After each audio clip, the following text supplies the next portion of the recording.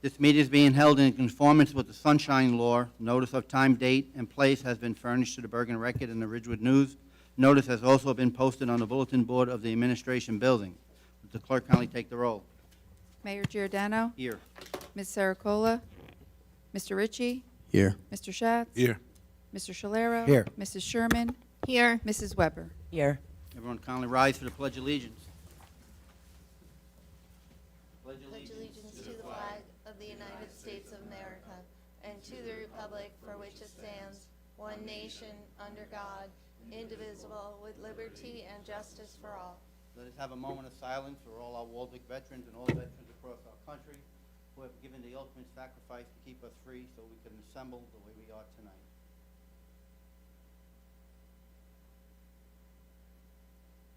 Would the clerk kindly do the prayer? Dear Lord, we start this meeting asking for your guidance and wisdom. May we find unity and fairness. The outcome to reflect our wishes to assist the borough in all their endeavors. Thank you in his name. Amen. Amen. Amen.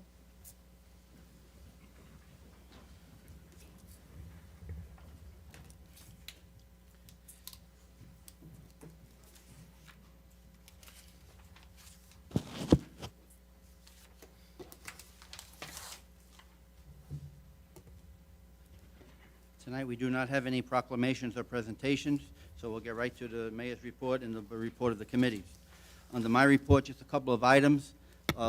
Last Saturday, we had our mayor's meeting. 14 mayors make up a Northwest Bergen Mayors Association, and we held a meeting, and at that meeting, we brought in our county executive, Mr. Tedesco, to talk to us. It was a very good meeting. He talked to us about everything from garbage, that is a big concern, to water, which is a bigger concern, and shared services and things of that nature.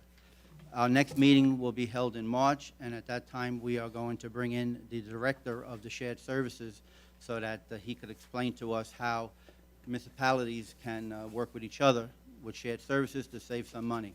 Every town is kind of hurting this year with their budgets, and their ideas might help a lot of the communities work with each other. Also, tomorrow I'll be attending the Chamber of Commerce meeting with Kelly L. Clerk. We are going there to present something to the Chamber of Commerce, an idea that we've been having for a long time.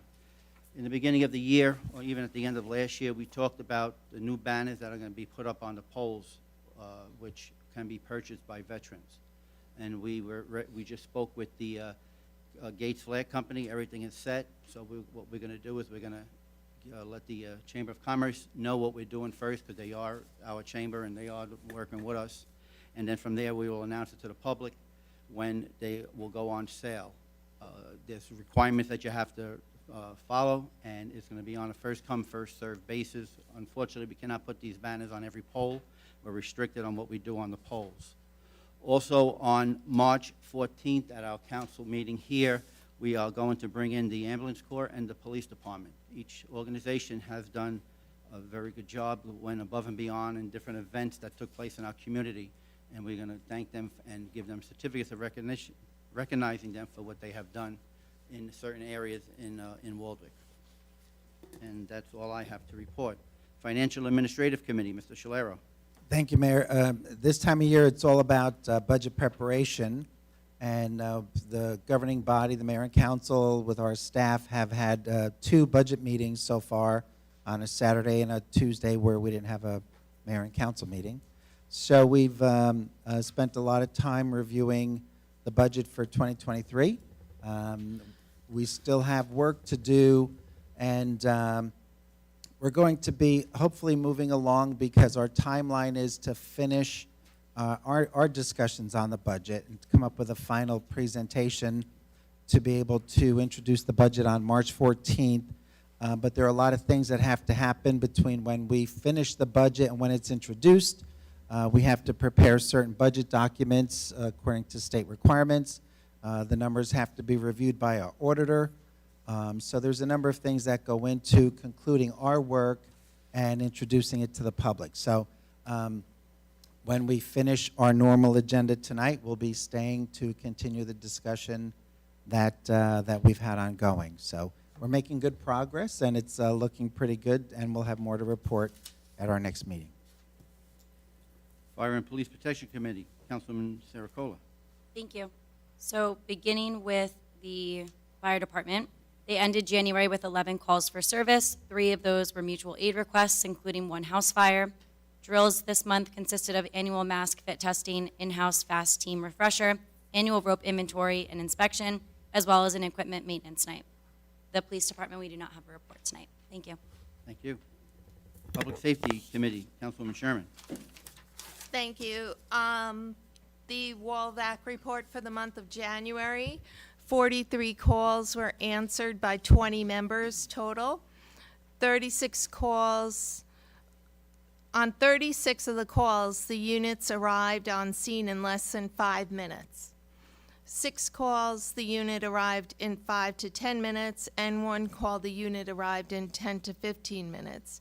The ages of the patients range from under 1 to 99 years old. They responded to 2 mutual aid calls, 1 in Franklin Lakes and 1 in Ho-Ho-Kus. They took patients to 2 times to Pascack Valley, Hackensack Meridian, 3 times to Hackensack University Medical Center, 2 to Newbridge Medical Center, and 30 times to Valley Hospital. Total 43 calls by our ambulance corps. I will be attending their general meeting on February 20th, and I'll have more to report on that at the next council meeting, and I'll have more under new business. Thank you. Thank you. Recreation and Health Committee, Councilwoman Weber. Thank you, Mayor. So in regards to the parks, not too much going on. They look they're very clean and tidy thanks to the DPW, and they've been getting a lot of use the last few days with the warm weather. The Board of Health, the next meeting is going to be on March 16th, which I'll be able to attend. And just a reminder that there's a free rabies clinic tomorrow evening, but it's in Ho-Ho-Kus at the Ho-Ho-Kus School parking lot at 70 Lloyd Road. The licenses for the dogs for Waldock have to be done by March 1st in order to avoid the late fee. I don't know if anybody is big with the social media, but the Northwest Bergen Regional Health, they use social media quite often, and February is Heart Month. They've had quite a few ideas on there about eating better, being more active, and quitting tobacco. And I just might find the information very helpful. That's all I have. Thank you. Thank you very much. Public Works Committee, Councilman Ritchie. Thank you, Mayor. Happy Valentine's Day to everyone in the public and to my colleagues up here. The remarkably warm weather we've had here this year has created a kind of a different winter for the Public Works Department. I was joking with Stan that that's the likely result of me finally buying a snowblower for the first time, so no snow for at least the next 5 years. But it's allowed the Public Works Department to do things in the winter that they typically don't. Things like twisting valves. I was speaking to the superintendent where they're actually replacing valves, which in the winter they tend to kind of stay away from given the freezing water. So that is interesting, and what the superintendent said is a lot of these valves probably it's the first time they've been replaced since they've been put in. So doing things like that, they're starting to do some not preventative maintenance, but maintenance on trucks getting ready for spring, which is again abnormal. They're usually out plowing, salting, doing that quite a lot. You know, they had a chance to have the environmental section of the JIF, I think it was, come in to do an inspection, and that went well. You know, catch basin work, I think the superintendent said that they haven't done catch basin work in the winter, and you know, as far back as he can remember. So, you know, that being said, if it does snow, just remember to keep your cars off the roads. That's my report this evening. Thank you, Mayor. Thank you. Building and Grounds Committee, Councilman Schatz. Thank you, Mr. Mayor. First of all, Buildings and Grounds, basically the parking lot is finished for now because of the winter weather. The only things left to do are the landscaping and the rain garden and the top coat, which will be done in the springtime. The other things that are being done on this particular building, as you can see, they're starting to put sheetrocking back into the onto the walls, and they anticipate finishing by the end of March. I also I can't attend the environmental meeting. However, it's going to be held on February 15th. They have set up a composting seminar, which is going to happen on March 9th at 7 p.m. at the library, and they'll be notifying everybody of that. Next thing, the planning board meeting they had was February 1st, and they had two no resolutions resolved, and then they had two site applications, one at 152 Franklin Turnpike for a personal training and health and wellness store, another one at 62 Franklin Turnpike for a hair salon. That's it. Thank you, Mr. Mayor. Thank you very much. Borough Administrator Patrick. No report. Thank you, Mayor. Borough Clerk Kelly. Yes, thank you, Mayor. Elected officials training, I know I sent that out to everybody, and we had to cancel. There was a conflict with Frank, so we're rescheduling that meeting for Tuesday, April the 11th, which is our normal council meeting at 6 p.m. And just to remind you that the borough receives a $250 credit per council member who attends. So I just ask if you cannot attend to please let me know.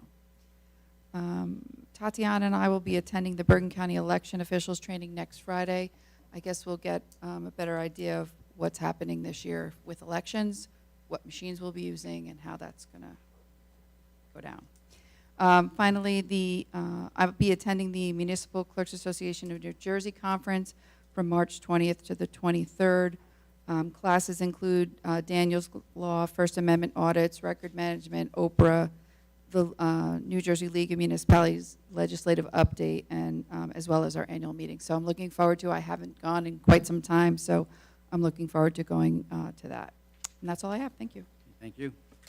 Grant Administrator Matt. No report tonight. Thank you, Mayor. Our Borough Attorney Craig. Thank you, Mayor. No report. Are we going into close or anything? No items for close. Okay. Consent resolutions and resolutions of the governing body.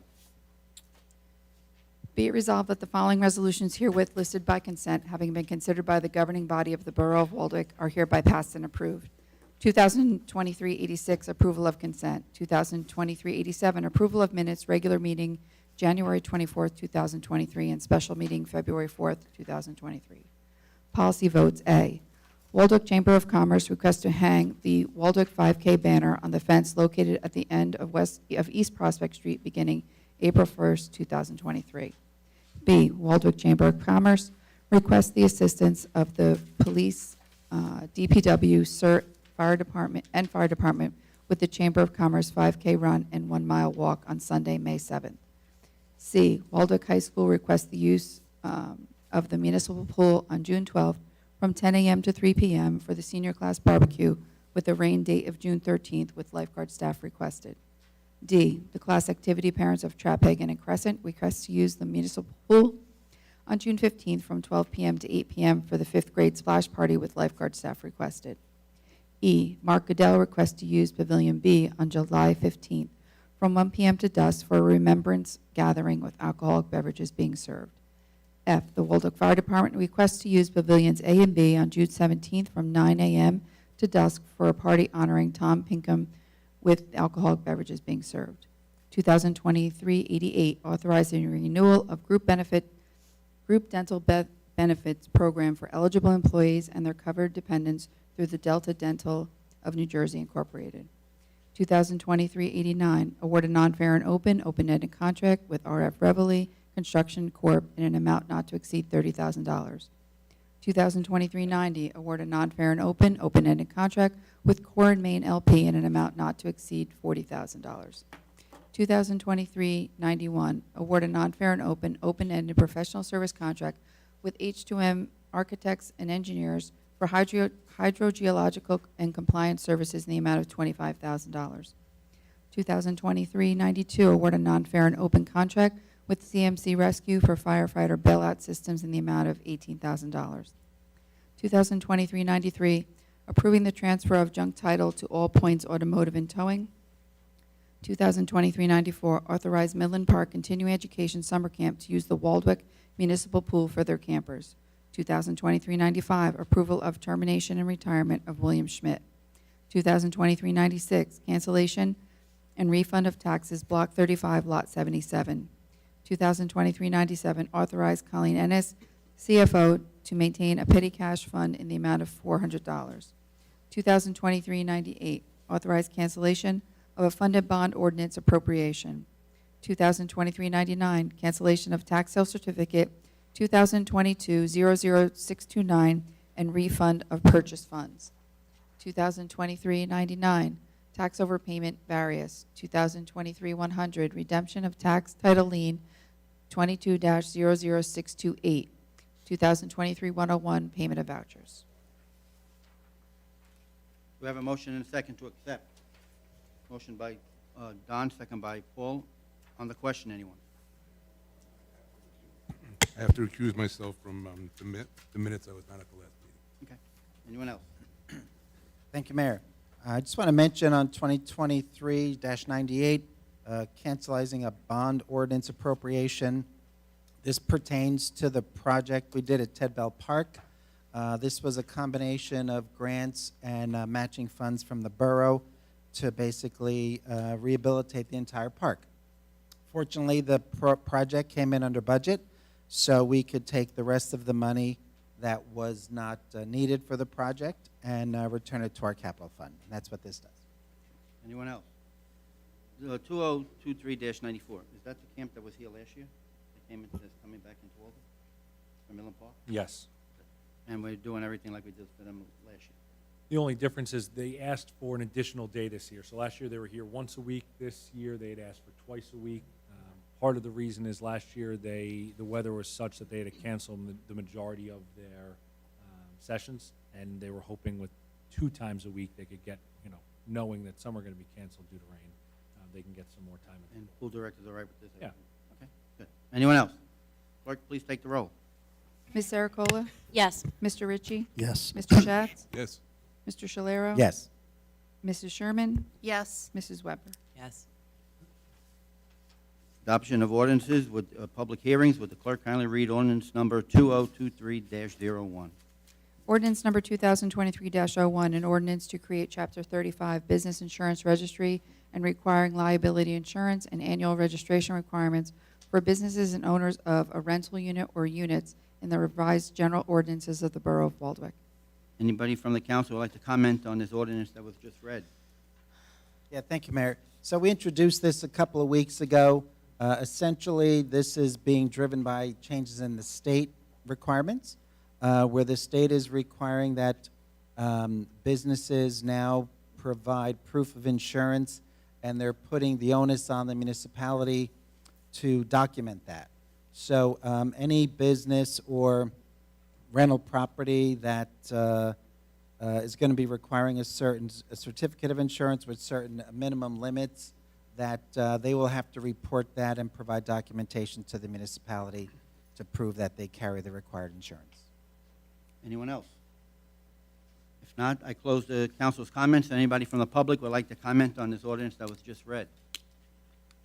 If none, I close the public's comments and ask for a motion and a second to pass this ordinance on second reading, and that the clerk be authorized to advertise it in local legal newspapers as required by law. Do I have a motion and a second? Motion by Mr. Ritchie, second by Mr. Schatz. Clerk, please take the roll. Ms. Sericola? Yes. Mr. Ritchie? Yes. Mr. Schatz? Yes. Mr. Shalero? Yes. Mrs. Sherman? Yes. Mrs. Weber? Yes. Would the clerk kindly read ordinance number 2023-02? Ordinance number 2023-02, an ordinance amending Chapter 29 Alcoholic Beverages, Section 29-12, hours of operation, restricted to clarify restricted hours 7 days a week. Anybody from the council would like to comment on this ordinance that was just read? What this one is saying is that on our records right now, we have certain hours in which we have to keep a business open, and we're changing it. We found out that it was meant for like a New Year's Eve or a New Year's Day. So what we're doing is we're changing the hours that you're open until like 10 p.m., 10 a.m. 10 a.m. 10 a.m. to 2 a.m. Right, 10 a.m. to 2 a.m. So we're just amending it.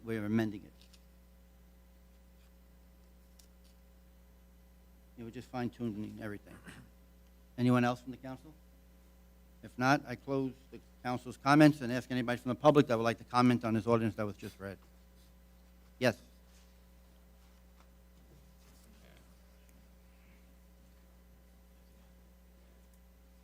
Wherever you feel comfortable. Mr. Mayor, regarding that ordinance, I just happened to see it in the Berkeley Record one day. It was January says here, the Borough of Walden below shows deletions to the code, strike through additions, and underlines will follow. And then if you read down further, it wasn't printed properly. There was no strike through, there was nothing underlined. So I don't know how you, the council can pass this without Walden even knowing this or even seeing this, as, you know, Joe citizen. It was printed wrong in paper, correct? Well, we discussed this at our, we discussed this at our last meeting when we introduced it. So the public But knew was about in it the then. paper The wrong way. I didn't see it. I didn't see it. So how can this, I mean, it's a great thing. Yeah, he's looking It into was it. wrong. Hang on. I just happened to see it like 4 o'clock in the morning, waiting for my dialysis. So the notice is there that it's being changed, so, and it still gives the notice to the public that there's going to be a change to this ordinance. So if the public wanted to speak it, that they would have the notice to come here and speak. I just did. Like he did. It's wrong. So,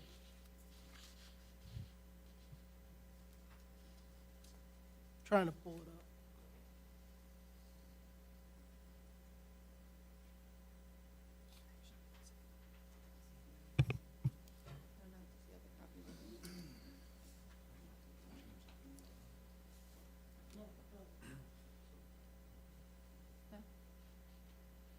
Doesn't make a difference on if the council votes on it or not tonight.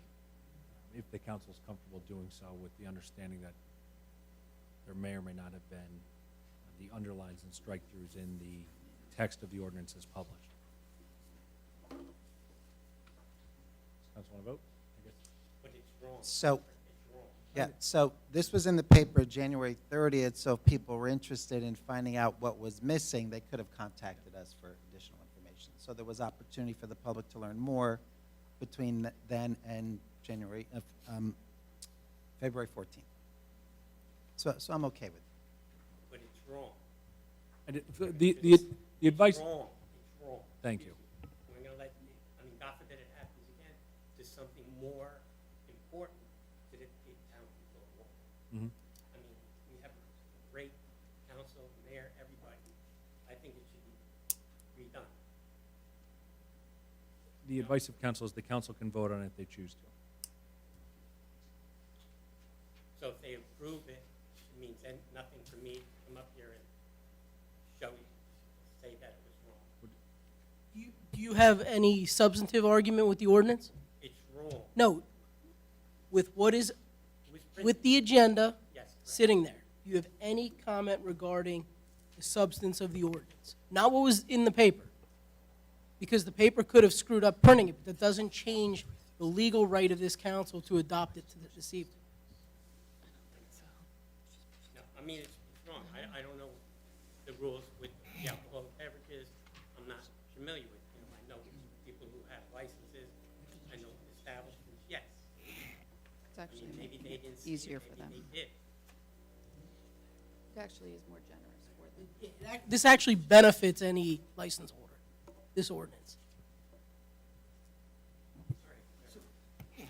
Do we, can I ask a question? Do we gain anything by voting tonight versus on the 28th?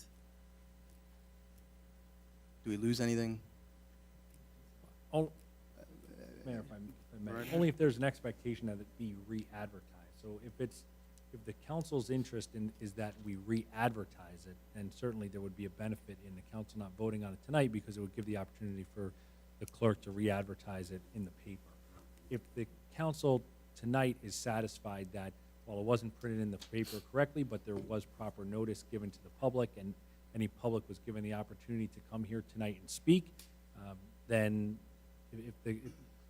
then the council would be able to vote tonight. So it all depends on the comfort level of the council. If it benefits both the public here and the council, I can read through the ordinance as it exists today and as it is proposed to be amended. It just feels like it's easier to just we should get the paper to give it to us for free since they printed it wrong, and we'll just revisit this on the 28th. That would be my recommendation. But we, Yeah. Well- Do you have it up? Do you have it up there? Does he have? Well, we have, Craig? ask we're still if he talking has- with the public. So we have the Okay. public, let them discuss this with us. We just had Eric talk to us. Anybody else from the public would like to comment on this ordinance that was just read? Yes.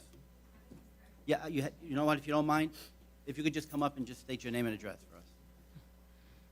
I just feel that having the correct information printed sets a precedent for future, so just Fine. communication. Right. Thank you. And your name and address, I'm sorry. It's Deanna Doctor, and I live at 56 Richard Drive. Thank you. Anyone else? Okay, I close the council's, the public's comments and ask for a motion and a second. But now we're going to vote on if we want to just not vote on it tonight and go to next meeting. I mean, Well, it wait was for Kelly. pointed out. I feel comfortable pushing it off and having it reprinted Yep, me too. in the spirit of transparency.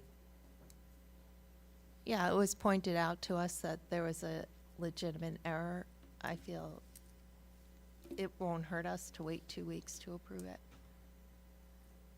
Yeah, I agree, unless there's a, I mean, is there a need, is there a business open until 5 a.m.? Okay, so then, yeah, let's just, I think it's easiest to wait until the 28th. When Kelly comes up, she'll do the.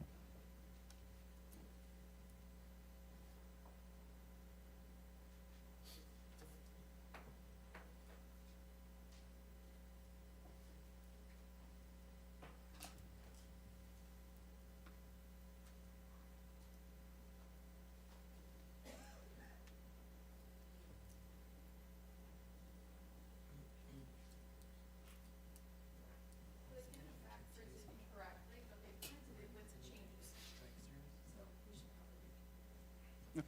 Well, what we're going to do is go across the room to wait until the next meeting or not.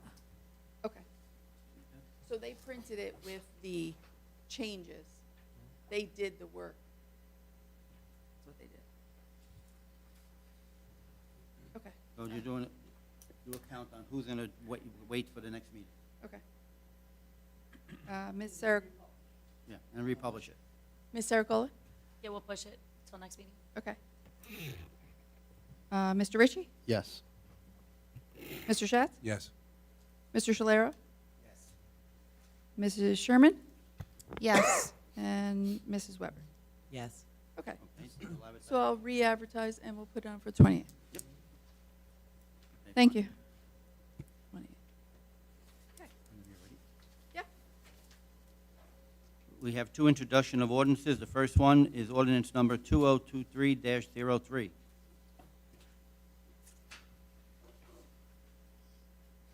I put the wrong thing on this one? Did I print the wrong thing? Here it is.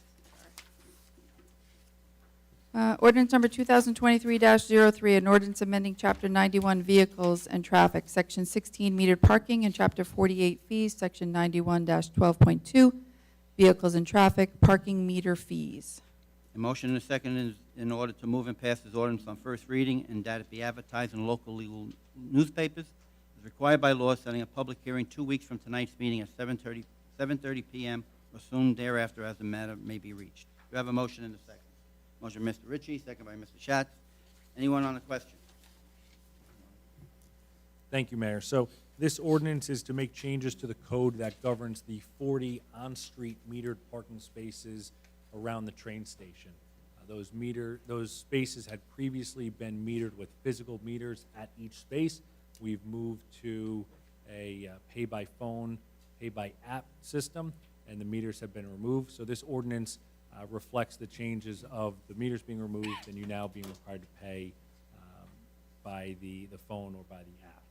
There are no changes to the number of spaces, the price we charge for payment, or anything else. Anyone else? If not, clerk, take the roll. Ms. Saracola? Yes. Mr. Ritchie? Yes. Mr. Schatz? Yes. Mr. Shalero? Yes. Mrs. Sherman? Yes. Mrs. Weber? Yes. Clerk, kindly read ordinance number 2023-04. Ordinance number 2023-4, an ordinance amending Chapter 97 zoning, Article 9, Site Plan Review, Section 70, site plan approval required, and Section 71, site plan approval not required. Motion and second is in order to move and pass this ordinance on first reading and that it be advertised in local legal newspapers as required by law, setting a public hearing 2 weeks from tonight's meeting at 7:30 PM or soon thereafter as the matter may be reached. Do I have a motion and a second? Motion by Mr. Shalero, second by Mr. Schatz. On the question, what this is that Councilman Schatz and myself sit on the planning board, and from time to time, we have site tenant reviews coming in front of us, which means if someone wants to open up a business, they have to come in front of us, they have to get themselves a lawyer, and they have to present to us what they're opening up and all the requirements. 9 times out of 10, the questions that we ask are very simple, because if there's a restaurant that's here and then it goes out of business and a new restaurant comes in, it's really nothing you really should ask, because they're just moving their name into the building. So what we're doing is we are trying to be business-friendly with our community, and anyone that's going to come into our community to open up a business, instead of coming to the planning board, they will go to Joe Misulik, our building inspector. He will review all the applications. He will determine if it has to come to the planning board, and if it doesn't have to come to the planning board, it'll start and end with Joe, and he'll keep an eye on everything. That way, the businesses don't come into Waldwick and spend a lot of money, which you could spend up to $1,000 to $1,500 just to have an attorney come and sit here for 10 minutes and tell us where they want to open up a business. And Joe, after any site tenant review now is approved by the board, Joe has to speak with them anyway. So now you're bypassing us, you're going right to Joe, and Joe will take care of everything for us. His decision will be the one. The planning board does know about this. At the last meeting, I announced it to them. This is something that the administrator, the attorney, and myself, we've been talking about it for a while, so that we could just change the dynamics of the planning board for the better of the community. Anyone else? So it might help for us to understand. So basically what we're saying is when someone's opening a new business, they have to do a site review for the permits. And what you're saying is that there's a cost to the business for that, but if it's the same type of business moving into the space, it's the same site, same purpose. So a site review is redundant and just adds cost? Right. Plus, also, it might be that another business might be coming into that area, but it is up to Joe, who's the building inspector, to see if it has to come in front of the board eventually. He'll make the final decision. It also, Mayor, if I can, it also adds a lot of time for a business to come into the borough. Right. Because you have leases that get entered into, and then by the time they file the application, so, hypothetically, let's say a business wants to come in February 1st. By the time they get their application filled out, they've missed the February meeting. Now they have to wait until the March meeting of the planning board, and then they could only, in theory, move April 1st. They've lost 2 months of fit up and trying to get into the borough. So it expedites the process if everything is met according to your code. And it helps the new business coming into town. And, of course, we'll be protected because Joe will be overseeing all this, and he is aware of it, and he said that he has no problem doing this. Anyone else? Clerk, take the roll. Ms. Saracola? Yes. Mr. Ritchie? Yes. Mr. Schatz? Yes. Mr. Shalero? Yes. Mrs. Sherman? Yes. Mrs. Weber? Yes. Okay, unfinished business, the 2023 municipal budget discussion. Don, if you would like to start that. Thank you, Mayor. So during our last 2 budget meetings, the mayor and council and the staff have already put in about 10 hours worth of negotiations and discussions reviewing our budget.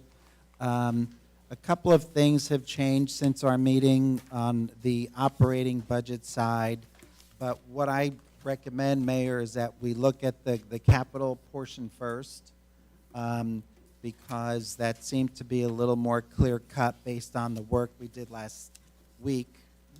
And essentially, and anyone can speak up, correct me if I'm wrong, we left kind of 2 items up in the air, and all of the other items we had reviewed remain in the capital budget going forward. The first item that we left unresolved was the acquisition of property for a park. Right now, we're keeping that in the budget to determine if there is the possibility for acquisition for an additional park. And the second is the purchase of a new fire truck. Basically, we've asked for additional information And at the present time, there's money remaining in the capital budget proposal for both those items. So I guess what I would ask, just to keep this moving forward, is were there any other items anyone else on the council had questions about that we needed to revisit or put on hold? Okay, just for, this is kind of preliminary still, but for the purposes of the public that weren't here, each year and we'll get into more detail when we get into a public introduction, but each department submits capital requests to our administrator and CFO. They review that and prepare a proposal for us. During our capital budget meeting, we received presentations from the police department and from the fire department to get more information about some of the items in their proposal, and the mayor and council reviewed what was put before us. The two items in question, final decisions depend on what additional information is available to us before we can decide on those things, but for the time being, land acquisition for a park and purchasing a fire truck are still in the capital budget. Any other questions or comments? Okay, so I guess until we get more information on those items, we're complete on the capital side. Okay. Do we reach out yet to, Thank you, Mayor. I did reach out to the president of HCA Park last week with a phone call and an email, but have not heard back yet. So I'm hopeful that we hear back from him this week, and I'll follow up near the end of the week if I have not heard back. So on the operating budget side, there are a couple of challenges that the mayor and council faced. Again, for the benefit of those that haven't been with us, there were certain items in our budget that saw significant increases, resulting in higher than normal increases in our overall budget. So we operate under certain rules that are required by the state. There's two sets of caps that we have to work within. One is a tax cap, one is an appropriation cap. So essentially, you can't just raise taxes as much as you want. You can't increase spending as much as you want. But in this case, there are certain items in our budget that were significant increases. For instance, our pension contribution to the state went up double digits. Our insurance for both property and casualty and health benefits went up significantly in double digits. Health benefits provided by the state went up 22%. Property and casualty insurance went up 10%. Our garbage contract was up for renewal. Our garbage contract was renewed with a 40% increase. Our sewer authority assessment had a significant increase. So these are items in our budget that we had to consider when putting the rest of our budget together. And what we found was we were about $153,000 over the state mandated cap. So between our last meeting and tonight, we were going to have to come back and revisit to make additional cuts to fall within that cap. Plus, there were a couple of other items we wanted to add into the budget for new programs that actually increased that to $232,000. So since our last meeting, the Division of Local Government Services, which is part of the New Jersey Department of Community Affairs, has given us some relief in providing the opportunity to take some of those items with significant cost increases out of the cap. So health benefits, the pension contribution, the garbage collection, workers' comp insurance, which went up about 11% this year. We're allowed to take all those things out of the cap. Before the meeting, Patrick let us know that that accounts for about $450,000 relief from the cap. So essentially, we could approve the budget as proposed and be under the cap. However, that is quite a bit of significant increases. So a couple of things that we wanted to do was look at some additional items to cut, and what the mayor and councils talked about was kind of hard to explain in just a couple minutes. So what we're trying to juggle is cutting expenses to the point where it would make it difficult in future years to meet budget obligations again. So we're kind of juggling caps on appropriation, caps on tax increases, utilizing surplus to balance the budget, and then the opportunity in the future to regenerate the surplus for future years' budgets. So taking all those things into consideration, we came up with a number of things that we could responsibly cut that provides a variety of cuts in expenses, cuts in future surplus use, and cuts in one escrow account, possibly escrow account. And another thing that I think we have to balance that against is whatever cost increases we see in the future, we also run the risk of running up against that appropriation cap again, because we don't know where future increases are going to be. So a couple of decisions we need to make here to kind of wrap up our work on the operating budget is what we do with this new information about the state taking some of these items out of the cap. And I'll tell you specifically what they are. Patrick provided that to us. Solid waste collection, recycling collection, the two different retirement funds, PERS and PFRS, gas and diesel, workers' comp, and health insurance. That amounts to $464,000. So you can see that that far exceeds what we need to accomplish in our cuts. However, I would still like us to consider making these cuts. So if you look at it like this, what we're saying is if we make these cuts, we're reducing our ability to regenerate surplus in the future. However, if we don't, we're going to be using that surplus now to pay for these items in the budget. So either way, there's an impact on our surplus. So I had emailed different members of the council on some ideas for some things that we could cut into a combination of things. And I kind of want to have a discussion and see if anyone has any comments or feedback on some of the things we talked about.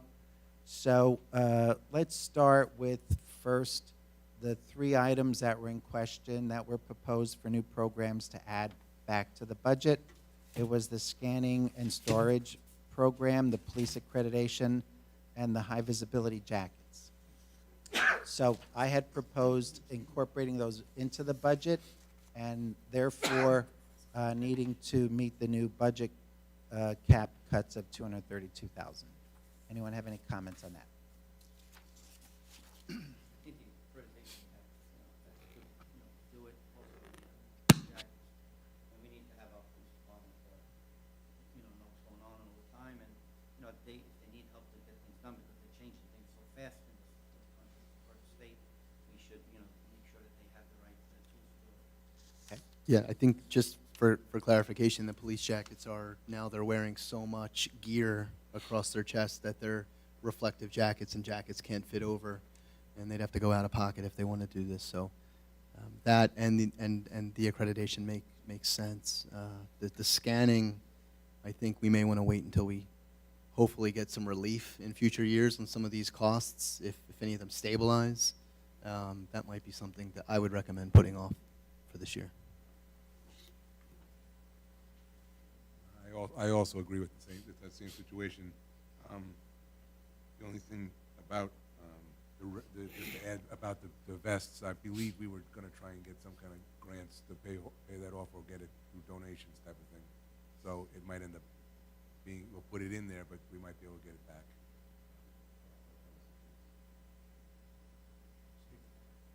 So there is money in the police donations trust that we had proposed to use to offset the cost of the jackets. So jackets probably run about $12,000. The trust has about $7,000 in it. So we proposed using $6,000 of that to offset the cost of the jackets. We also had proposed charging the members of the department a certain amount for those jackets, because they would otherwise, receive a uniform allowance each year for the purchase and upkeep of their equipment. And so it's reasonable that they put some money in towards this, but being as these are new purchases for everybody that they weren't required to make prior, We didn't want to saddle them with the whole cost of it. So in the budget, I would recommend, if you want to fund the jackets, you put in about $6,000, which will enable us to make that purchase. Mr. Mayor? Sure. Patrick, didn't all the officers purchase a winter jacket when they wore their vests under their uniform shirt? So all the officers already used their clothing allowance to buy a jacket that they could fit. And now they got assigned a new vest where the equipment is outside it, making their jackets unable to be worn. I can't see why the mayor and council would request them to buy a jacket again, even if it's a portion of it, when we are the ones who change their uniforms. You know, they have to buy their shirts every year, their pants every year, their boots every year. It just seems to me that they're already contributing $6,000 from their donations that they get. Did you say, what's the number? That's what I'd propose. I just think it's unfair to make them buy a second jacket when we were the ones who gave them new apparatus to wear, making their coats unable to be worn. Just an opinion. It's kind of true, really. I mean, we're telling them, you know, we're giving you all this stuff to wear, and now we're telling you have to go out and buy a jacket. I think, you know, we have them, you know, we should give them the equipment that they need to do their job. Mr. Mayor, are we requiring that they get this jacket? I mean, if we're requiring it, then I would think They we do. can't wear the jacket they have, they can't move. But are we requiring that they wear this, that they buy this jacket? No. No, we're not requiring it, which means that, you know, if it was like OSHA required equipment, employers are required to pay for the OSHA equipment, i.e. construction company requires you have to have steel-toe boots. Company's supposed to pay for those boots. That's required to wear. Whereas the jacket is not required to be worn. So we're putting $6,000 towards it. So if they want, maybe if you wanted to do that, if they wanted to buy it, then they would put the money towards it if they wanted to buy it. Otherwise, they don't have to buy it. They don't want to do it with the money. I still feel the other way. I mean, they're not getting a new jacket because they gained weight or anything. They're buying a new jacket for safety reasons because they need to be able to move around in this jacket when they have all this gear and everything they're wearing.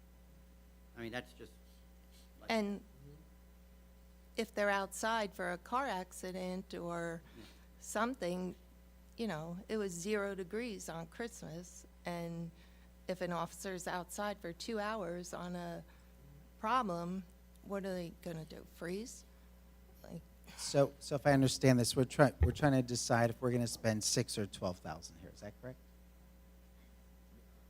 It would be less than that. The 12,000 is the total number, less 6,000 of donation money. Okay. And then there may be contributions in there as well from the officers. I mean, the final number, because we haven't decided on the final jacket, isn't specifically known. But Okay. the idea was to, or at least considered, was for a portion of it to come just from their clothing allowance. So not not technically out of pocket money, But out of their but from their clothing clothing allowance. And that But you would, can still decide that that's not appropriate, you know, just, that was the idea. so, but I just want to get a handle on the question. So we're deciding 6,000 or 0? Is that what we're deciding? I would recommend you leave $6,000 in the budget. It may be a number, if you also decide that they will not contribute any money from their clothing allowance towards this purchase, it would stay at 6,000. If you recommend that, that they contribute something, the number will likely be less than 6,000, but again, it's just a budget number, so I would keep the $6,000 in there. So if you're to consider this, I would consider two things. One, do you want to fund this? If so, we'll put $6,000 in the budget.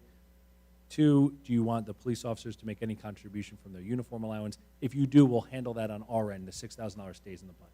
Is that fair? But the original 12,000 was to pay for everything. Right. Yeah, the 12,000 doesn't, is to pay for everything, yes. But the budget impact is only 6,000. You should be aware that we propose to take the other 6,000 out of the trust. Got it. Because nonetheless, it's still municipal Okay. money.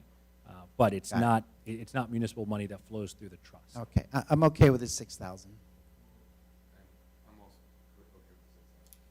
You want them to contribute? No, 6,000 come out of the fund that he's talking about, Right. and we fund 6,000. Right, okay. So then they don't come up enough. Correct.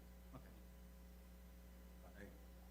I'm confused with the clothing allowance. So it is coming out or it's not? They're not going to pay. But they're not really paying for it, right? If it's their allowance, the clothing allowance, right? Or a uniform allowance? So how does that work? Do they choose what uniform they want? Like, how does that work? Police officers are given a uniform allowance each year for the maintenance and upkeep of their uniform. So they could buy shoes, they could buy undershirts, they could buy gear that they have to, work out in, qualify with. I've seen it used for purchase for watches that they're using, for pens that they're using. I mean, all things that they're using in the performance of their duty, they can spend this uniform allowance on. And they receive, I don't have the contract with me, but I want to say it's somewhere $800, our CFO is thankfully here, $800 they receive each year in a uniform allowance. You all right with it? Okay. Okay. So the next question, police accreditation. I say yes. Mhm. Yes. Okay, so it seemed as though there was some question about scanning and storage. Now, perhaps, Patrick, you can remind us about what that was going into? Yes, so we have a storage unit here, or storage area here on the second floor that has been filled with paperwork, files, and we're looking to move that, to do two things with that. Either part of it will be moved off-site for storage, and part of it will be gone through and shredded because they're files that are no longer required to be kept. We want to clear that room out of paper for two reasons. One, it's a lot of weight on the floor, and we have to be careful that we don't overload that room with paperwork because obviously it wasn't designed for heavy paper file storage.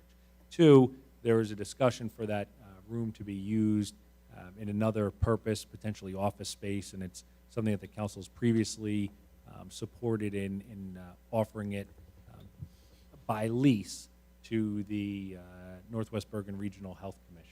And that's something that we've discussed with the Health Commission that they are supportive of, at least in this stage of the conversation. So clearing that room would serve those two purposes, alleviating the weight and allowing space for Northwest Bergen. So 40,000 is the number proposed. Could we start with a smaller amount this year, or is it like 40,000 or nothing?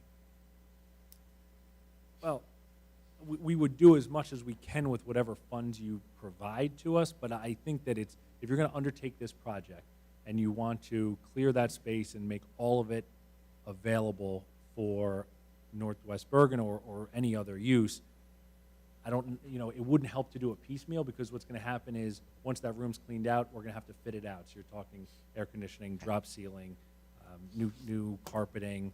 So to do that to half the room and then maybe clear out the other half in another year and then do more work in the next year, that may not make as much sense logistically, and it also wouldn't provide as much space for Northwest Bergen, and I know that it would benefit them and the lease if we could provide them as much room as possible. Okay. Well, I'm okay with moving forward on that, but and I'm okay for the 40,000 because I think we can do that. But some people had additional questions. I have a note here. I was jotting notes everywhere after the last meeting. 25,000, JIF will offset that cost? That's the police accreditation. Oh, I'm sorry. Okay. It's okay. You just off by one half a line. Sorry about that. Wasn't the weight of the files in that room a danger at this point? I thought it wasn't structurally sound to support that weight. I wouldn't say So- it's a danger at this point. I would say that the room wasn't designed to hold the weight that's currently in there. We've had our We've had people look at it, and there's no imminent threat, but nonetheless, you understand that long. Okay, and then what would be the rent that would be paid by the Northwest Bergen approximately? Like, would we see this money, this 40,000 in a few years perhaps in rent? Yeah, I think it would be comparable to the rent that they're currently paying, because it will be comparable space, and they are paying, I don't have the exact number, but they're paying between $20,000 and $30,000 a year, I believe, in rent. And we wouldn't tie our number to their number, but both of them are set basically off of what is the market rent for this type of office space. And so I had worked with the tax assessor to look at, that square footage, what would it be per square foot? And it equated to more or less what they're paying now, right? For that obvious reason, it's both office space and it's both going at the market rent. I think that to our benefit, it would be that, one, we don't have a use for that space now, and so we could potentially charge rent far in excess of what we'd have to pay to store files elsewhere. And two, you take what is basically a municipal function in Northwest Bergen Regional Health Commission, and you move that into a municipal building. Now, we have plenty of people who come here looking for marriage certificates, birth certificates, and we say, cross the road and down the block and, make a left into a storefront. I think there is an advantage that at least I see in having that municipal function be here in a municipal building. Okay, I'm comfortable And moving again, forward. this is still preliminary in that Northwest Bergen, we don't have a lease with them or anything, but we're both working towards, at this point, the same goal of providing them that space should everything line up. Okay, I like it. So I think it's a wonderful idea, but without a lease, I'm just not comfortable spending $40,000 with the budget the way that it is right now. I mean, unfortunately, we have to make cuts. And if we're going to spend $40,000, I'd like to know that at least there's someone who's signed on the dotted line that they're going to move in, and we know what the revenue is going to be. I'd hate to be here a year from now with, where we spent the $40,000 and that room is sitting empty. The room sitting empty would still be an advantage over where it is now in that it's a room not designed for heavy paper file storage. So that's the difficulty. This serves two benefits. But Understood, but it sounds like unless an engineer has told us that that is going to collapse, it's a nice to have, not a need to have right now. And if we can generate rent revenue from it, I'm all for it. But it's speculative right now. yeah, I can share with you the engineer report, which we have one by a structural engineer. It didn't say that it's going to collapse right now, but I'll share with you and you can draw your own conclusion. Well, I also think another value of digitizing our records is it makes them easier to store and easier to access. So I think Councilman Ritchie kind of took the words out of my mouth. I think this is a nice to have. I think it's a nice goal to continue to look forward to, but we need to be frugal with this budget. We need to be conservative. This is not our money to spend. I don't think we need this right now. In my own house, I can't buy the things that I want, so that's the approach that I'm taking here. Don said, leave it. Yes. Paul, I'm going to say leave it. leave it. Katie, get rid of it. Leave it. Get rid of it. Leave it. We're leaving it. Okay, Say- so that leaves, on the expense side, that kind of wraps up our discussions. So now we look at the areas to be cut. So some of the areas we talked about cutting, and I'm just going to go through this, and then we can go back and look at them. And again, based on the state waiving the cap for certain items, we don't have to do this, but I think it's the prudent thing to do. So we talked about cutting a couple of things. We were increasing the expense on the calendar, so now we're suggesting rolling that back. That would save $3,000. We have been increasing our concert budget in recent years. We're talking about rolling that back and cutting $5,000. We have been budgeting for archived social media, and we were checking to see if we can cut this for an amount of $6,250. What the archived social media is any borough-affiliated social media site, the platforms only keep the data for a certain amount of time. And in the interest of being able to have more access to that data for a longer period of time, we've been paying to archive it, and we've decided that we don't need to do that. We haven't been tapping into it, and it's not required by OPA regulations that we do that. So we can cut that out of the budget by $6,250. We had talked about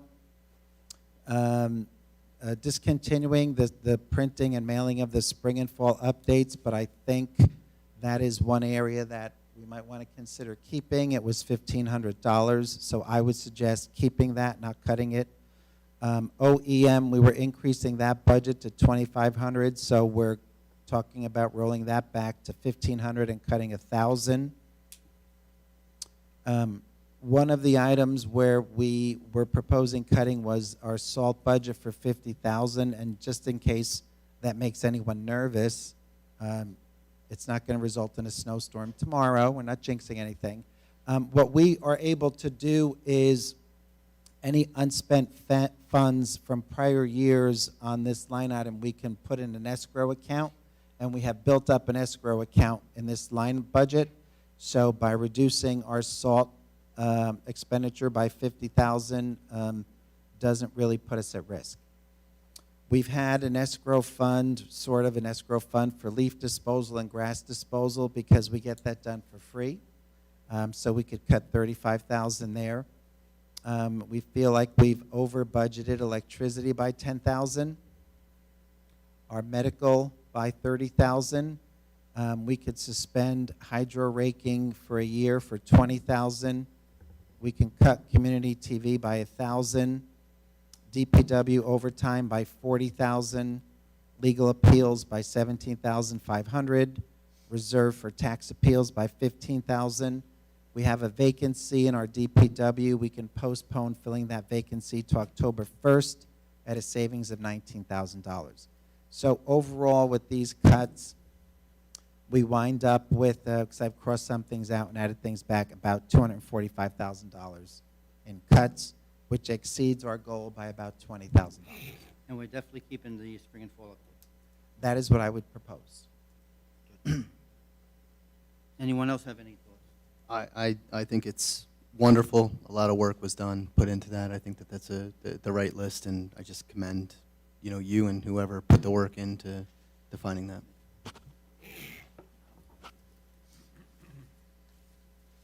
Anyone else want to discuss or have any plans or ideas?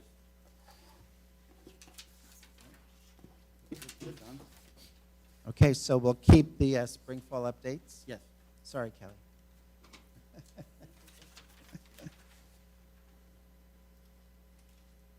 And Patrick, you have the rest of that list? Yeah. And the calendar is going to be like it is now. Calendar will remain as is. Okay. Okay. Everybody all right with this? So I would just ask if Paul and Colleen, if you could update the spreadsheets and either email them out or something. Yes. What did I say? Paul. Yeah, I said Paul? I'm sure. Paul, Paul, you got update those spreadsheets. You got a promotion, Paul. I have Paul written here. That's why I said Paul. I was reading it. We can have the budget updated and circulated by the end of this week. So, yeah. The only other thing that you hadn't mentioned that I want to make sure you at least consider is roads. So I had shared with the mayor and council the list of roads that were slated for repaving this year. The municipal portion is $400,000 plus what we are doing with CDBG money and DOT money. So, you can take a look at that list, and I had also sent you the next couple on the list. So if you take a ride down those roads, if you feel, we're doing a little too much, maybe the last two on the go list is not necessary, or maybe you look at the ones that fell off the list and you say, maybe we should put in $450,000. All those budget numbers are in there. So take a look at that and let me know if that's a number you want to change. So one of the things that I think we need to add to that discussion is, we're talking about budgeting $900,000 in capital to pave roads, but we also talked about that is like the normal amount of roads we need to pace to repave our roads on a 20-year cycle. So I looked at the roads, I looked at the budget. We're getting some matching grants from the state, so I was okay with it. That was a big topic at the mayor's meeting, but his roads. Desko was saying that that's why he never got back to us. They don't have the money to really do all the roads they're trying to do, and that's the county. Yeah, we talked about striping with him, and he says, we're trying our hardest to get everybody happy, but it's not working. And it's all asphalt. The price went skyrocketed. Okay, so we're all right with this? Good? Okay. Now we're going to go into new business. Hiring of building maintenance employee. Our building maintenance employee has notified us that he will be retiring, so this is a request from the mayor and council to advertise for the position. When is he retiring? His day is April 1st. Okay. April 1st, that's right. Yeah, so we'll want to get that started in the next week or two, put out an advertisement. Okay. Everybody all right with that one? Okay. Any other new business from the council? Thank you. I was invited to be a judge at the Girl Scout Pinewood Derby on Saturday, February 4th. So I left our budget meeting and went straight there. And the Cub Scout Pinewood Derby was going on when I arrived, and then the Girl Scout one started. And I just wanted to congratulate all the little girls and their parents because there were some beautiful cars there. There was so much glitter and unicorns and beautiful colored cars. So they had a really nice event, and the girls all had their cars raced. There were high school Girl Scouts who were there and still active, and they were assisting in the race, and some Cub Scouts and Eagle Scouts were there assisting. It was a very nice day run by the Girl Scouts, and I was very thankful to be a judge again. So that's all I have. Thank you. Thank you. Anyone else? Okay, we're going to talk about facility fees. Patrick, we'll start the conversation with that. Thank you, Mayor. So I had circulated to the mayor and council proposed facility fees. So the idea probably started around pavilions, because obviously our pavilions are in the most demand, especially in the summer. And so we were looking at fees for the pavilions for non-Waldwick residents and for commercial entities, which currently use the pavilion free of charge. We had also, since we're starting that conversation, wanted to talk about similar fees for the senior center, for Vets Field, and for the tennis courts. For each of those, we had proposed different rates for residents than for non-residents, where residents would pay for the pavilion, the tennis courts, and Veterans Field. A single resident wouldn't pay anything, and a Waldwick-based nonprofit wouldn't pay anything. For the senior center, there's currently a $150 fee to be used there. We had proposed a non-resident fee of $250, and then some depending on intermittent use or annual use. And then we had also proposed fees for Veterans Field and for tennis courts for non-Waldwick-based nonprofits and all for-profits. So, if the council has had an opportunity to consider those fees, I would be interested in getting feedback from you so that if you are interested, we can draft an ordinance for your consideration. I think the last time we all talked about this is, I think all of our concern was the residents will not pay for anything. It's everybody on the outside that is coming in. They would be paying the fee. Now, I think you reached out to different organizations. Yeah, and just one point of clarification. We do have currently a fee for residents to use the senior center. So if you are reserving the second floor of the ambulance building, let's say for a party, the fee for that is $150 currently. So we propose for that to stay, and we propose to have a non-resident fee of $250. For the Veterans Field, because that one's kind of easier. Right now we have two groups that use Veterans Field. We have the Waldwick Soccer Association and Warriors Football Club.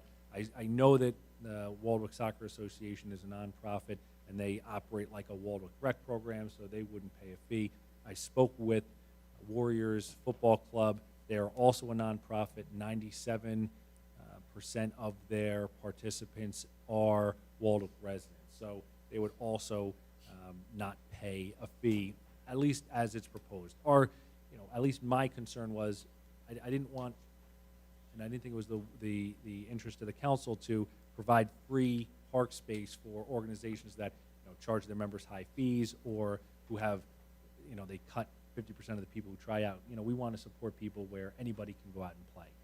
But in speaking with Warriors Football Club, they are able to keep their fees low because they don't pay for field space, and they also accept the vast majority of people who try out for them, and they have a good relationship with Waldwick Soccer Association, where any of those individuals who are not accepted onto the team have an opportunity to play with Waldwick Soccer. So that alleviated my concerns there. We can still set up a fee for that use. If you're a group who wants to come and rent it out for an afternoon under the proposed fee, you can do that for $250.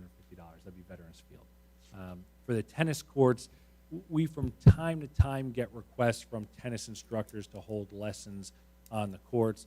Right now, we had someone approached us a few months ago interested in reserving 2 courts at the 2 of the 4 tennis courts. So as it's set up, we have it where a Waldwick-based nonprofit could reserve 1 or 2 of those courts should they choose to. We would always strive to leave courts open for public use. And then non-Waldwick-based nonprofits and any for-profit would have to pay $50 an hour, $150 for a 4-hour period, $1,000 for intermittent use each season, and $1,500 for intermittent use each year. Now, any of these requests would still come before the mayor and council for approval. So you could make the decision that, you have a group that's coming for you and they're looking to reserve the court for, Monday to Friday in peak hours, and they want to reserve 3 of the 4 courts. And you could say that's an unrealistic request. Maybe they go down to 1 court, maybe they go down to 3 or 2 days. So you still have an opportunity to shape how these fees are applied by your approval of each individual request. But generally we want to make sure, if you are supportive of it, that we set up a fee structure that these requests can adhere to. Anybody have any comments? I think in general, they look good. I just have one question, one comment. So for the senior center residents, $150, I just don't even know. Is that standard? Are you getting pushback?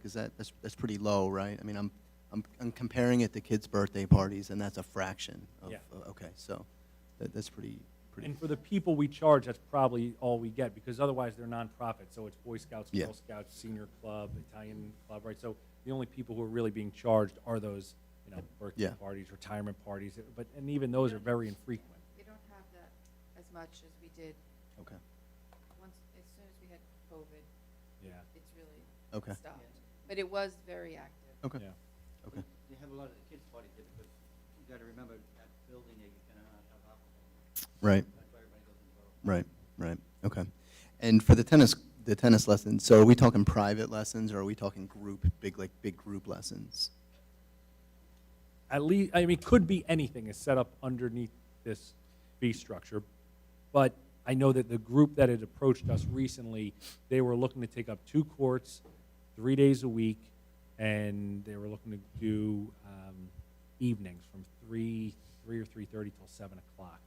So those would be larger groups. Okay, But not taking, at least as it's proposed from them, not taking over the whole court. They had originally asked for 5 days, but I told them, I thought that was unrealistic, that the mayor and council wouldn't go for it. So I asked them to cut it back to 3 days a week. okay. Yeah, At least 'cause for their, again, not approving anything, but at least Right. what I thought would be a reasonable request for you to consider. Because you know what happens, as soon as you raise the fee here, the instructor is just going to raise the fee, pass it off onto to the people using it. So if it's a Waldwick resident, right, I'd hate for them to have to pay for the lesson and then pay for the court in addition. So I don't know if there's any way to look at that. If it's a Waldwick resident getting a lesson, the court fee is waived. They're still paying.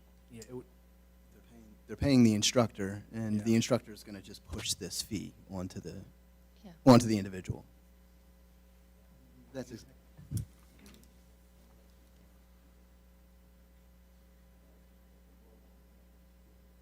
We had a gentleman that did this 4 years ago, and he charged a fee, and nobody ever complained about it.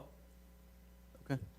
Okay. In that instance, we had hired that instructor as an employee, and we had run the registration for the program and collected all the fees for the program, and then, again, he was paid out as an employee. So this would be a different consideration.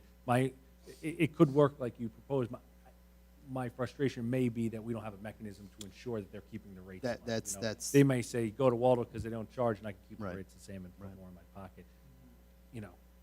But maybe we should be hopeful and I don't want to make it more difficult. If there's a way to do it, we should look at it. Okay. Patrick, Hey, oh, sorry, Terry. go ahead, Terry. Sorry. As far as I have a couple comments. As far as the tennis courts go, what are there, 8 courts over there? 4. 4. Yeah. So there's 4 different games could be going on at once, 4 matches. All right. I would hate to see any of the tennis courts rented out for any purpose. Anytime I go by there in the nicer weather, they're always packed with our residents playing. I would hate to have it rented out and our own residents couldn't use it. In years past, people used to have to come and get a tennis badge similar to a pool badge and wear it. I don't know who enforced it. I wasn't on the council back then. But I can remember going to Borough Hall and getting a tennis badge and wearing it at the tennis courts. Could that be something we look at doing?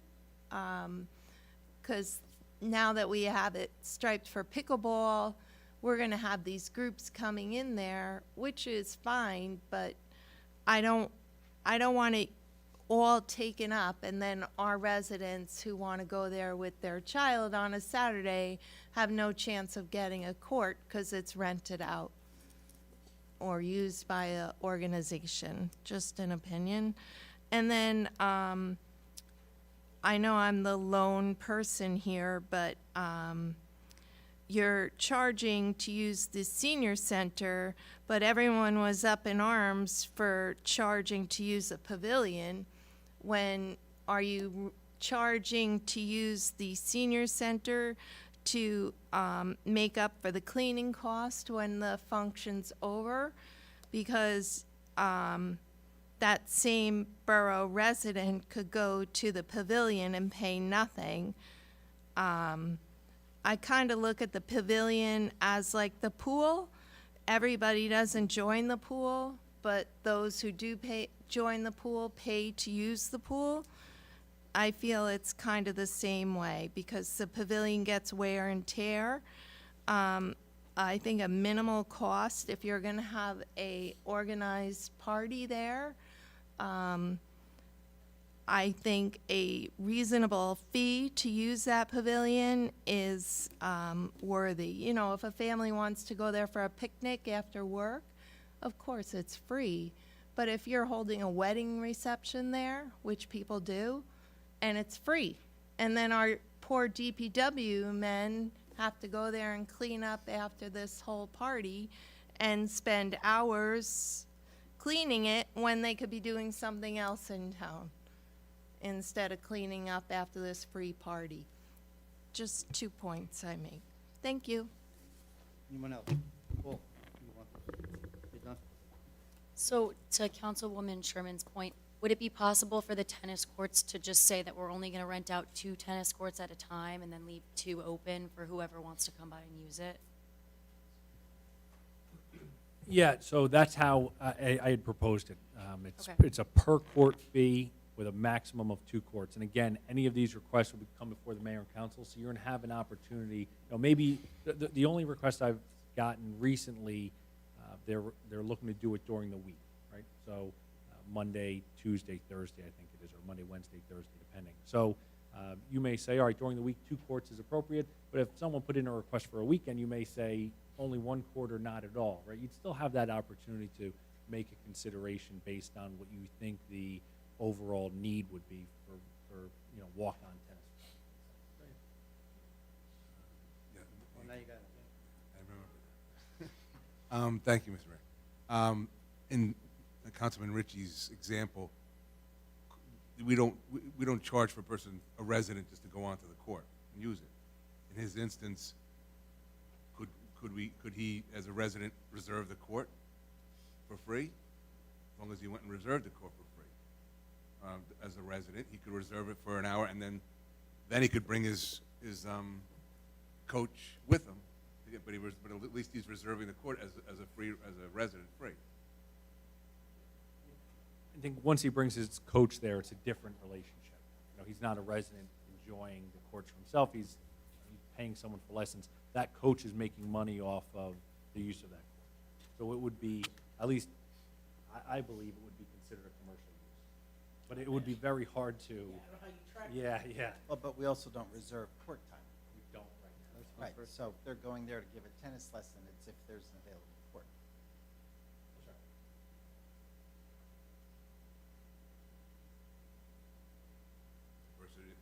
It's just my feeling that if the resident wants to reserve a court, make sure that there is a court there, I'm going to reserve a court. Now, if he has a coach or not coach, but he could reserve it, for free if he wanted to make sure that there was a court there. As it's proposed, there is not an ability for a resident to reserve a court. You could change. I mean, there are municipalities where you have to reserve courts. That hadn't been discussed, so it hadn't been something that I considered, but, you can certainly entertain that. I mean, on a smaller scale, it's just like the soccer programs reserving a field, Yeah. and they don't pay for they don't pay for it if they're nonprofit. Yeah. On a smaller scale, this is reserving a court just for residents. Even when the soccer program comes to us and asks for court space, usually I put it back on them. Waldwick Soccer Association, Waldwick, and the Warriors football, go figure out your schedule, propose it to me, because we don't have either the knowledge of their operations or the capacity to regulate scheduling and who's on and who's off. And I believe that the school district does similar with those fees. So. Or with those types of uses. So, the scheduling, could it be an option? Sure. We're not set up right now to perform that function.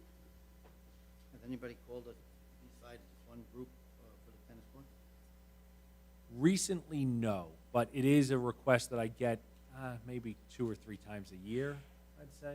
Yeah, and I think just, usually we get it from places where they have indoor facilities and they want to be outside in the summer because they understand that their clientele wants to be outside in the summer, right? And so that's why we get it. But, also it's not that you have to, or I'm even advocating for any fee to be set. You could just say, listen, there's only 4 courts, there's not enough to go around, and we don't rent them out. That's it.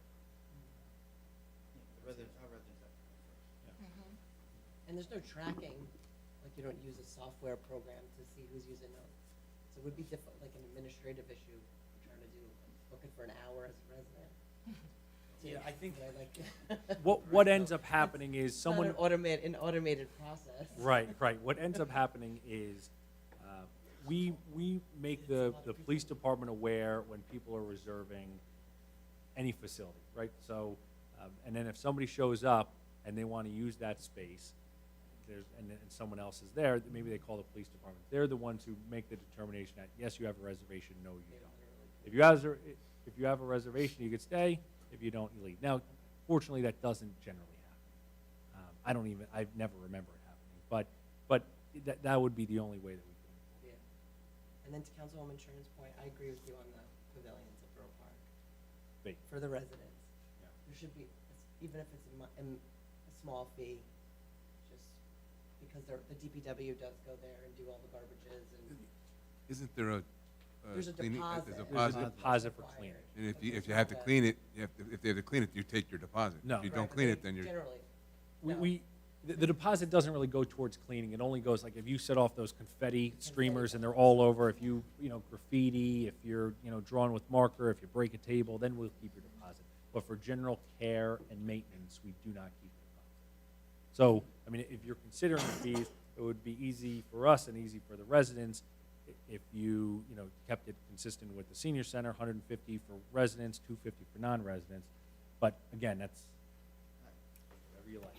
I always felt that we have to give our residents something. And the pavilion, I think it's a nice way of them having something that they don't have to worry about paying. And, you know, I've always said that. Don can even attest to that. I've always said I would not want to ever charge. I think just another point about the difference between the pavilion and the senior center is the pavilion's outside, so they could have a party and it could get rained out, or something might happen that is not going to happen with the senior center. Senior center is guaranteed. Where do you want to go with this? You want to break some stuff up, or- I do what I'm told, whatever you like. Do you like the, So I guess, if it's helpful, maybe we break this down into pieces and we can do straw polls. The first question would be about pavilions. Do you want to charge residents for pavilions? You want to do it this way? yeah, that's All fine. right, so, Don, just close that end, No. no charging. No charge. No. If there's a charge, I wouldn't say it would be the $150 like the ambulance. I just sometimes think people treat things a little nicer when they have to make, That's yes. that's a yes. Mike? No charge. Yes, charge. No charge. okay, so then I would draft an ordinance where there's no, for the pavilion, no charge to residents, no charge to Waldock-based nonprofits, $100 for non-residents, and then for non-Waldock-based nonprofits and all for-profits, $250 for each use, $700 for intermittent, $1,500 for intermittent by season, and $3,000 for intermittent by year. For the senior center, generally remains the same, where the Waldock resident is $150, Waldock-based nonprofit $0, non-residents $250 per use, non-Waldock resident, or excuse me, non-Waldock-based nonprofits and all for-profits $250 for each use, $700 for intermittent use each month, $1,500 for intermittent use each year, or each season, and $3,000 for intermittent use each year. Is everybody supportive of that generally? All right. No, now we're going to go to, so that was the senior center. That's the senior center. We'll keep tennis courts for last. All right, Betts Field, Waldock-based not-for-profit, $0. Non-Waldock-based nonprofits and all for-profits, $250 per use, $700 for intermittent use each month, $1,500 for intermittent use each season, and $3,000 for intermittent use each year. But there's also an age thing in there too, right? Always by ordinance, this is a 12 and under field. So is the council supportive of that fee structure? Yes. Okay, so then the question of tennis courts. Maybe we do this little by little. So obviously, are you supportive of Waldock-based nonprofits being able to reserve the court for free? I don't see a tremendous amount of people who would have this use, but you know, maybe a charity is running an event and they want to say we're going to have a tennis tournament and we want to reserve two courts. So are you supportive of it being able to be reserved by Waldock-based nonprofits for free? Yes. Yes. All right. And then, so the question, in general, are you in favor of non-Waldock-based nonprofits and for-profits being able to reserve the courts at all? Maybe we start No. there. Yeah. So we should, let me start with, Yeah, well, you do the regular. oh, well, you want to go reverse order? You want to start with Councilman Sherman? I like going second to last. Don, Hey. What was the question? So the question is, and we can, I don't want to get into the Yes. dollar number, Should- but should we are you in favor of charging Yes. or allowing non-Waldock-based nonprofits and all for-profits to reserve the courts? Yes. Yes, as long as they don't get to reserve all. Yeah. Yes, for a fee. Yes. Yes, max 2 at a time, and it can't be 2 groups doing 2, right? Just, okay. We only have 4 courts? No. So we'll go with max of 2 courts. So now you get into the dollar amount. $50 each hour, $150 for 4 hours, $1,000 for intermittent use each season, and $1,500 for intermittent use each year. I don't, in speaking with the, I had floated some numbers out, and I had a higher number pegged in here for intermittent use each season. And he was polite. He didn't try to negotiate, but he was like, no, I appreciate you getting back to me. That's not a number we can live with, and I'll go somewhere else. So I put it just lower than that in a place where I think is high enough where they won't walk away. Or excuse me, low enough they won't walk away, but high enough where it, keeps us whole. And we won't be overrun with requests. Great. Sounds good. Yes. No. Okay. The good news is this is as I proposed it, so I will draft an ordinance based off of what I proposed to the mayor and council. No, listen, it's good discussion, and at least we understand the framework for how we go forward, so it's helpful. So thank you. We saved you some time. Yeah. Any other new business from the council? Nope. Okay, we'll open up the public. Anybody from the public would like to comment on anything? Please come to either microphone. Please state your name and address so we have it for our record.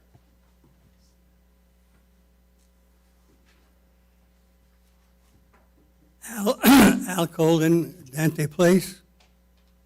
Before I fall asleep, I have a question. Are we boring you? Yes. Wait a minute, could you hear us? Yeah, but I can hear most of you now. Okay, good, yeah. I'm glad you're happy. You're doing a very good job. Thank you. With the price of eggs today going sky high, I was thinking of getting a hen and a rooster. But is that chicken ordinance still in effect, Yes. where you can't grow chickens? No, you can't grow them, you can't have them. Well, no. If you could grow a chicken, I want to talk with you. If I buy them chicks, they're going to grow to be bigger. So don't say that. Two? Can I have two? Your property. Okay. One other question. First of all, my wife would be glad to hear this. Where can we donate, clothes and articles to the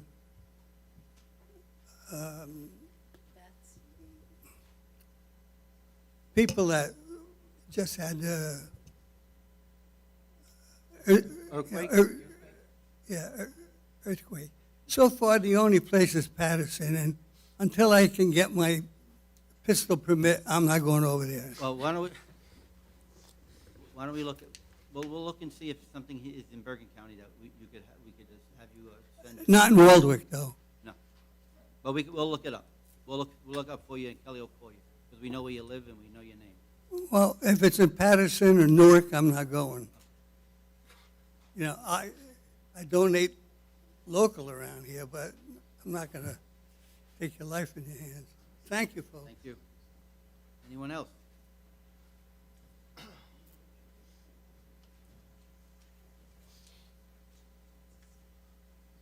Janet Haskup, 98 Longview.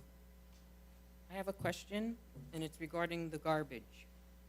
It was said, unless I misunderstood, that there was a 40% increase in what we were paying, and we're getting less pickup times, or it's the weekends we gave up. Can somebody explain that to me? Was it going to be like 70% they were going to charge over than what we were charging, what we were being charged? 80%. It was over 80%. And that was, the cuts we made, other than bulk pickups, there's no reduction in service. So we changed zones so that we could get away from picking up on Saturdays, which is more expensive. And we were able to kind of condense some zones where instead of picking up 6 days a week, we pick up 4 days a week. Every residence is still picked up twice a week. But changing those zones and pickup days helped us reduce cost. The other thing that helped us reduce cost was bulk pickup, because bulk pickup is hard to gauge when people are going to put out a lot of items. And if the truck fills up quick and that truck has to drive from here all the way down to Fairview to dump, you can add a tremendous amount of cost. So now that's why we have bulk pickup once a month scheduled with the clerk's office. And that's been going well so far. We have had to put out some notices to people who are putting things out with their trash. That's going to be some growing pains here probably for the next few weeks, months, but I think they'll get there. The other small change was You were previously able to put out 4 containers per pickup, now you're able to put out 2. By and large, people weren't putting out 4 containers, but what it helps us do is spread the amount of trash out across the week, where if you have a big party on the weekend, you're not putting out 4 containers on Tuesday and, 1 container on Friday on your next pickup. By limiting it to 2 containers, maybe you have a big party and you got to spread that trash out between Tuesday and Friday. Yeah. For the same reason it helps I understand people. that. Yeah, My whole yeah. thing was, I thought we got a decrease No. in the money. And I'm No. sure I'm not the only one, because I was reading on social media, people were thinking the same thing. Yeah, it went from an 80+% increase Okay. to just over 40%. That's what I thought. Yeah, Okay. yeah. All right, thank you. Thank you. Anyone else?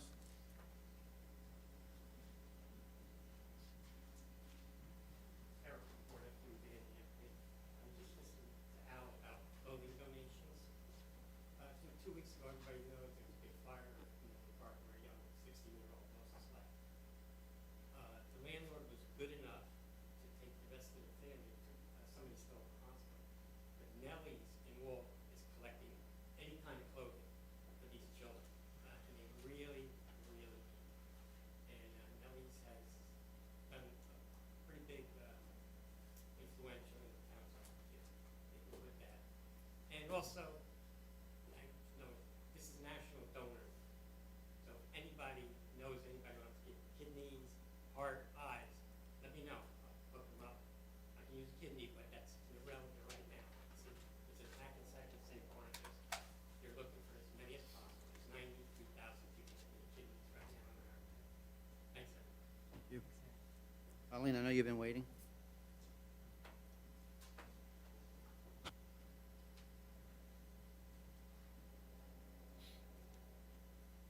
Colleen Ennis, Finance Officer, Tax Collector, Water Agent for the Borough of Waldwick.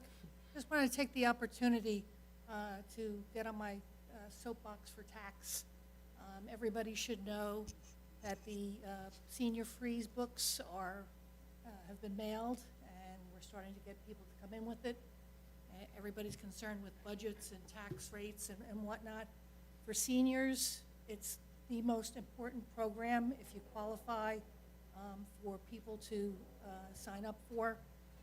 So please spread the word to any seniors that you know, anybody that's watching. The other important thing to know is the homestead rebate is no longer in existence. The state has replaced it with the Anchor program. And the Anchor program has a little bit more flexibility in terms of the qualifications. So everybody should at least check to see whether they qualify. There's no age restriction on the Anchor program. There is, limits in terms of income, but it's a higher threshold, and you're eligible to get up to $1,500. And the difference with the Anchor program versus the homestead rebate, the town used to get the check, and we would apply it to your taxes. With the Anchor program, they're mailing the checks directly to the taxpayer. I personally think that, they'd save a lot of postage if they still sent it to me, but that's the way they've opted to do it. But again, on that program, the deadline to apply is February 28th. So, spread the word. That's something that they can call the tax office. My staff reversed on the programs, and, we'll help everybody get what they can. Thank you. Thank you, Colleen. Anyone else?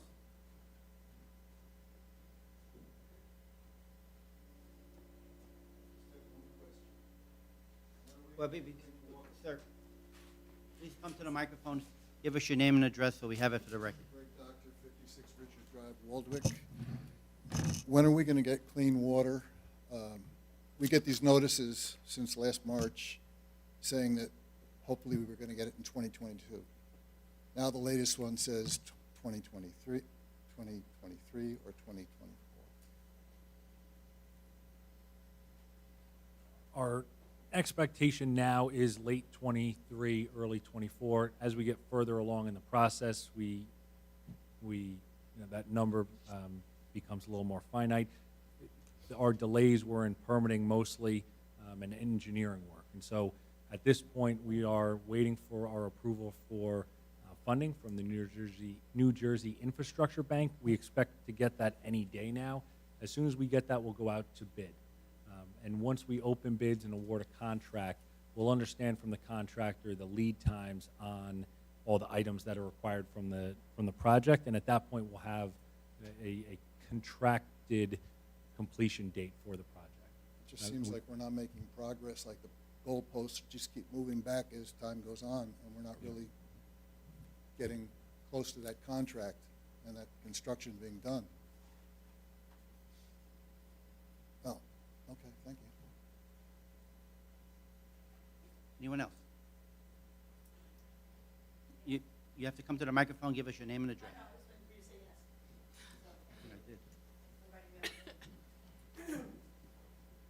Hi everyone. I'm Coral Weber. You got to look at us.